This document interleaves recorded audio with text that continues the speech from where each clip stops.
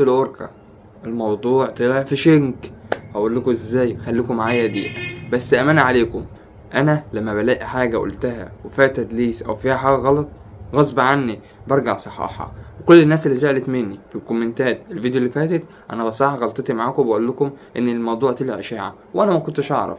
الذكاء الاصطناعي ضحك على العالم كله، وقعدوا يدوروا ويعملوا ابحاث عشان يعرفوا الموضوع ده اصله ايه او مين جيسيكا والحوت ده كان فين اي بلد. ما ظهرلوش اي بلد خالص والموضوع طلع في شنك. امانه في رقبتك، لو انت دلوقتي اول مره تشوفني اعمل اشتراك وفعل زر الجرس عشان تشوفني تاني وصلك كل جديد. انما لو شفتني قبل كده وانت متابعني فاعمل لايك على الفيديو وصلي على النبي في الكومنتات عشان تستفاد.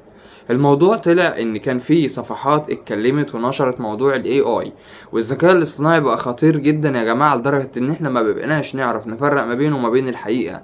لدرجه ان في واحده تتاكل كده من حوت والموضوع يبان قدامنا ان هو عادي وطبيعي وحصل فعلا قدام الناس كلها، واللي بيصور جري والمسعفين بيجروا ينطوا في الميه والحيتان جالها صرع. الموضوع كله في الفيديو اللي انا شفته كان كله حقيقه في حقيقه، ما فيهوش اي حاجه من الذكاء الاصطناعي. بس الموضوع فعلا طلع ان هو ذكاء اصطناعي واي اي وهو اللي عمل كل ده وضحك على العالم كله، وصدقنا ان الفيديو ده حصل فعلا مع ان مفيش حاجه اسمها كده اصلا.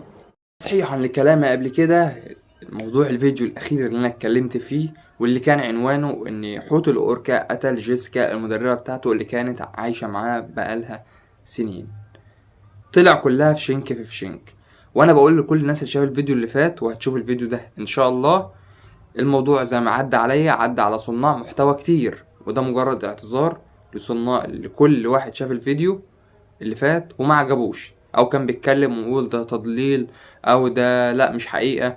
احنا مش ما جبناش حاجة من الهوا، الموضوع كله ان في فيديو اتفبرك وزي ما انضحك علينا انضحك على العالم كله. فمعلش ومش هتعدي علينا تاني حاجة زي دي.